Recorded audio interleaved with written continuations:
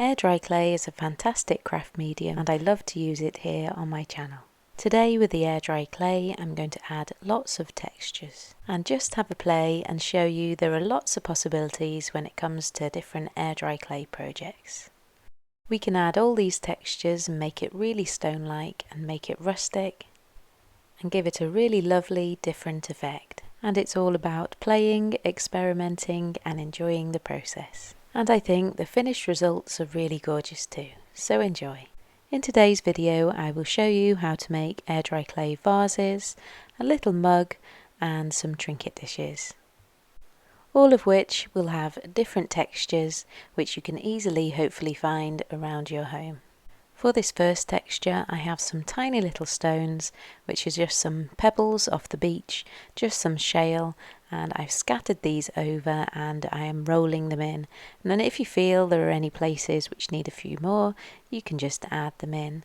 And here is a little bit of graphite to add a little bit more detail. This circle of air dry clay can then be pinched up at the sides to make a little dish. The tiny stones are all rolled in really well, and I'll set this to one side and let it dry. I tend to do my air dry clay projects on old smooth tiles like this. Once this is dry I'll show you how I glaze it later, but here is a sneak peek of the finished piece. In one of my videos over here on Red Rocking Bird I covered the white air dry clay in lots of pepper, and so I've done the same with this one here. I absolutely love the effect it has, and I had lots of questions asking me what else I can add to the air dry clay, and this is why I'm doing this video. To give this little dish a bit more character, I'm taking my watercolour paints and painting a little rim around the edge. The watercolour paint still allows the design to come through, and I think it has a lovely effect. In another video I experimented with making some faux quartz, and this is what I designed, and so I've done another little dish in the same way, adding graphite and oil pastel to this little dish. A friend of mine who's a photographer uses all kind of dishes and home decor items to include in her product photography. So I thought it would be fun to make her some photography props, and I brought her around and got her to have a go as well, and it was a lot of fun. Air dry clay is definitely a lovely project to get some friends round and have that excuse to get together and enjoy. And so with the graphite and the oil pastel, Lucy has created this. And here's mine with a little pepper added in too. This is one of my enamel badges that I've designed, and these are available if you would like to purchase. After the video with the pepper, someone asked if we could add herbs to our air dry clay, and so these are dried herbs and I've added them to this. Pressing them firmly into the fresh clay and then leaving it to dry. All of these textures definitely need to be sealed, and I'll show this later in the video. Someone also asked if we could add cinnamon powder, but I wasn't so sure about this one. But do experiment and have a play with lots of dried items you can find. Over this one on the pepper I added some Indian ink. It went really dark, and so I thought why not sprinkle on some of the dried air dry clay, and you never know what results you might end up with. So far I've just showed trinket dishes to show you the different textures, but let's make an air dry clay cup or an air dry clay mug, and it's really quite simple if you follow along. Soften the clay between your hands and smooth it out, and then roll it out, and I like to take a cookie cutter and cut the size of the mug or the cup on the base like this. As I want to be able to move the air dry clay around during the project, I'm using a piece of baking parchment to place it on and to sculpt it on at this stage. Decide how tall you want your cup to be and then cut a slab of clay accordingly. I'm just using a table knife for this. You can then measure the circumference with a piece of paper or a piece of string and cut the block to the correct size. If you'd like to see this process in more detail, you can see my video, Air Dry Clay, How to Make a Trinket Pot and Illustrate It, using the score and slip method to attach these two together. When attaching two pieces of clay together like this, it's really important to knit both sides together. So really take your time and blend all the pieces together. I recommend as a beginner, the thicker the walls you go, the easier it will be to hold up and to work with. So you can roll the clay to a bit thicker than I have. I put a coil of clay and some slip on the inside too, and use a sponge to smooth this out. The sponge is just ever so damp and it works really well. You can choose to smooth it out really well at this stage, or really don't worry if you're going to add one of the textures that I showed you earlier. I'm going to add a handle to the cup. This can be any shape and design you wish, but mine's going to be really quite basic and simple. So we make our shape, smooth it out, and then we want to do the score and slip method on both the handle and the cup, and then work out where you're going to attach this, score the actual cup, and then we can add it on and make sure it's really well attached, adding that coil around and really smoothing it on. I just use a table knife again for this. I'm adding the handle on straight away, but you could leave the cup to just dry for a little while so it firms up a little bit before you add it. Just add a little bit of moisture and it will attach on really well. There I leave it to dry. After leaving it for about a day to dry in a cool place, it's still really quite wet.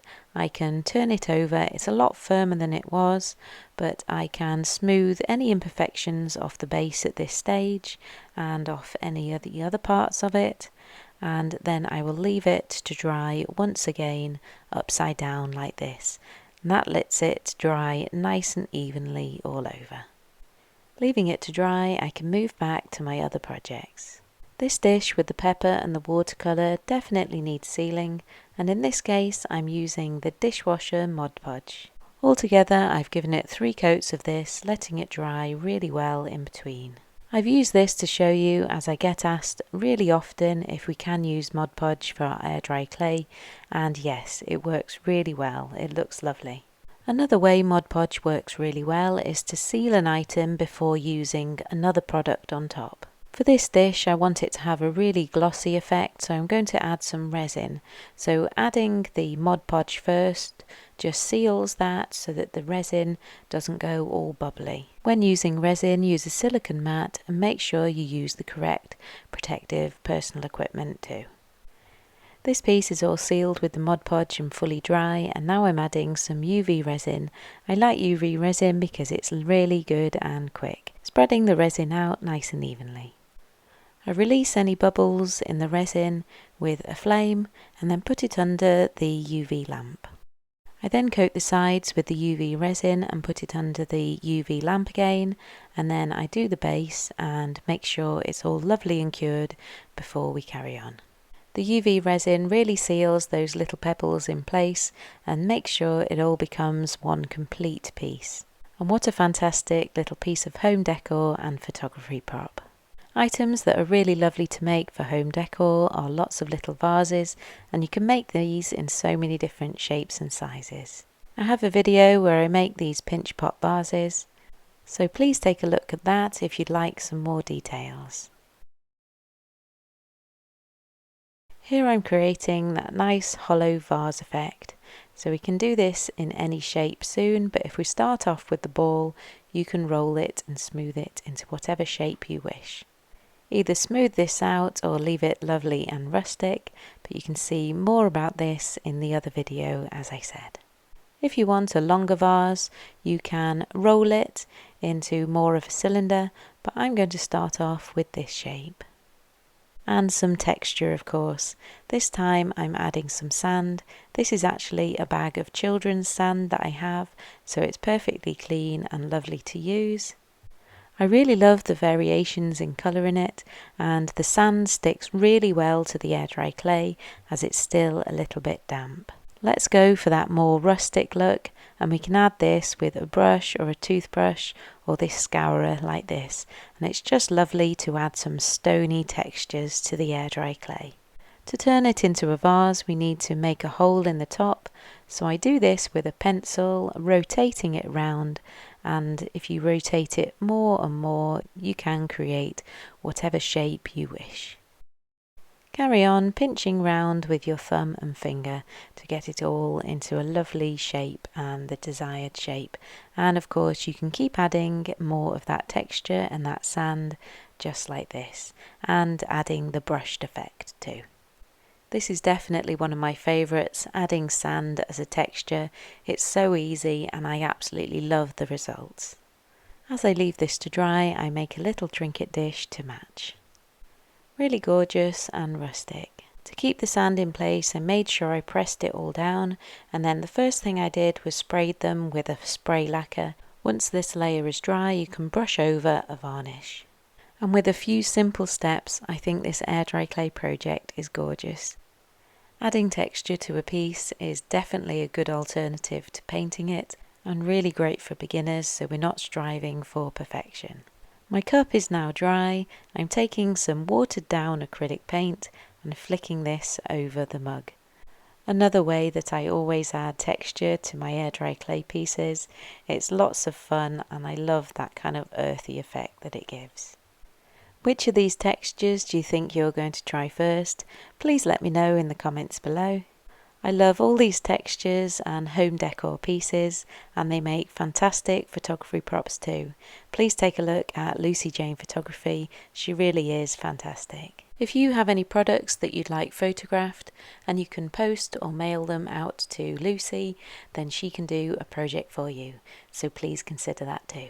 Hopefully you enjoyed that project as much as I did, and come and see some more of my creative videos. Thank you for watching and thank you for sticking around to the end. I love it when you do that. See you in the next video. Bye for now.